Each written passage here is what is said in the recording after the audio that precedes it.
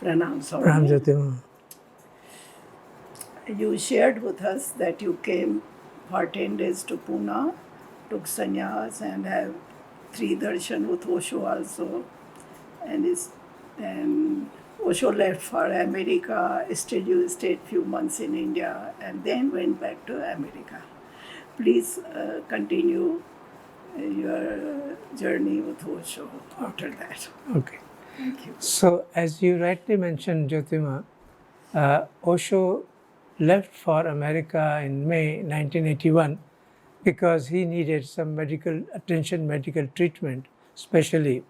So he left for America, and because there were still sannyasis in Pune commune, and then they needed to be initiated into sannyas. Energy darshan also had to be continued. So I continued with that blessing that Osho had left for me to continue sannyas and energy darshan, because Lakshmi was quite busy at that time anyway. So I stayed there for 2 or 3 months more, and then I also slowly people started leaving the commune and going back to their respective countries. So I returned to California, and I returned to Oakland. Now, once I returned to Oakland, the situation was, now you have to have a job because you have to survive, bread and butter. But wherever I would go, first of all, my old contacts were all lost. I was in the university and so on and so forth. Some other people had already taken my job. So the challenge was how to find a job. Then somebody asked me, "Do you know anything? Do you know a computer? Can you work on?" I said, "I've never even touched computer in my life because there was no reason for it." So the thought was that if you want a job, you have to know the computer. That is essential. So I had to take a course at the San Francisco University to learn computer. So I took a whole course for about 3 months. I learned computer from the scratch, and I took a diploma in computer science and in programming and so on and so forth. That's how I was able to at least keep myself ready if I can find a job.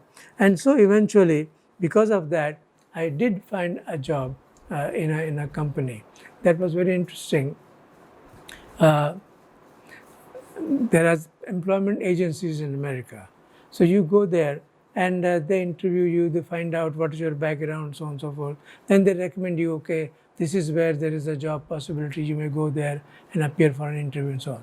So I was just visiting one agency. So this young man, he looked at my background. He said, "Oh my God, you were at Wright College in Chicago?" I said, "Yes, I was a director there." He said, "My God, I used to be a student in Wright College." So he felt some kind of a connection with me. So he said, "You know what? First thing is that you have taken a diploma in computer, but you have no experience about computer. It is not that simple to get a job. You need to have experience. But unless I get a job, how can I have experience?" He said, "Doesn't matter." But even then, because he felt that kind of contact, there is one new company that has been established, telecommunication company. They are looking for a programmer. I can recommend your name and you can go there and see. And if you have any luck, maybe you might get a job, but I'm not sure. But at least I can arrange one thing, that meeting with you and the company people who are interviewing. I said, okay, fair enough. So I went there and they looked at all they were impressed with my background and all this. They said, "But you have no experience." I said, "How can I have an experience unless I have a job?" "Well, I'm sorry, we cannot do.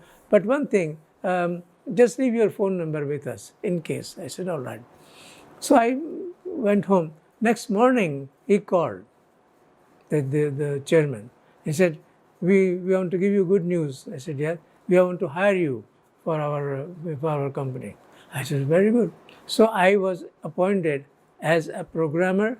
And why they took me? Because they wanted to train other people into how to use computer. So they said, you have an education background, you know how to train people, you can be a good asset for us than anybody else. There are other people who are more experienced, but we thought you are the right person because you can train other people how to use computers and so on. That's how I got the job. So I was appointed there from 81 to 83. I was there. Now in 83, before that, Osho had already arrived at Rajneeshpuram, and the work has started. So I just couldn't hold myself. So I think I went in 81 and I stayed there, but it didn't work out somehow. So I came back again. Again, I couldn't hold myself. Again, I went back in 82. Again, things. Then in 83, I got a call from Anand Sheila. She said, "Come right now. Come immediately. Come to Rajneeshpuram right now."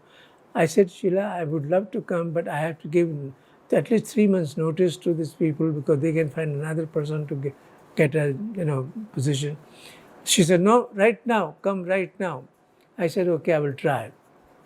So this chairman was quite friendly with me. He allowed me to go. So in 1983, I arrived at Rajneeshpuram. Now the story of Rajneeshpuram begins. First of all, I was asked when I I went to see him. When I reached there, Sheila said, "Bhagwan wants to see you." Oh, I was so delighted because I had no idea whether I'd get a chance to see him. So he was seated all by himself. I went, I touched his feet, and his first sentence was, "I was waiting for you every day. I missed you." And I was I got so overwhelmed by this sentence that I missed you every day and I missed you and so on. So then he said, "Now you start whatever work you can do it." He asked me to translate Osho's book. There is a book in Hindi, "मैं मृत्यु सिखाता हूँ." Actually, at that time, Swami Anand Maitre ji he was there. So Osho had given him a book, Jin Khoja Tin Paiya. That was the book he was asked to translate. And he gave me the book, "मैं मृत्यु सिखाता हूँ." So I started translating. So there was a barn on the ranch there. So we used to sit there, Maitre ji sitting across the table, I sit here. So once in a while, Maitre ji would ask me, "May I disturb you, sir?" So I said, "Maitre ji, why do you use this British language? You can just call me Vedant." And that, no. Tell me, how would Osho speak in English of this Hindi word? How would he use it? So he would, just connect with me. Similarly, if I need to ask, I would ask him, "Swamiji, can you tell me how Osho would use this Hindi word into it?" Like that way. So my first work was translating Osho's book. And then started other work. And that other work was guarding. It was a big ranch, and our biggest responsibility was safety of particularly Osho, his life, his place of residence and all that. So I was given that work of guarding, and in order to be, and also because we were surrounded by our opposite people, they used to come on a pickup car, and they would hang a big rifle outside to kind of threaten us that they can shoot us like that to make us fearful. So we also needed to be prepared. We were not going to just simply say, "Okay, you go and kill us and go away." We also needed to be at least as a deterrent. So I had to go through rifle training shooting. I've taken rifle training shooting also just to make sure, like myself, several other sannyasis also, but I was part of it. So I learned that.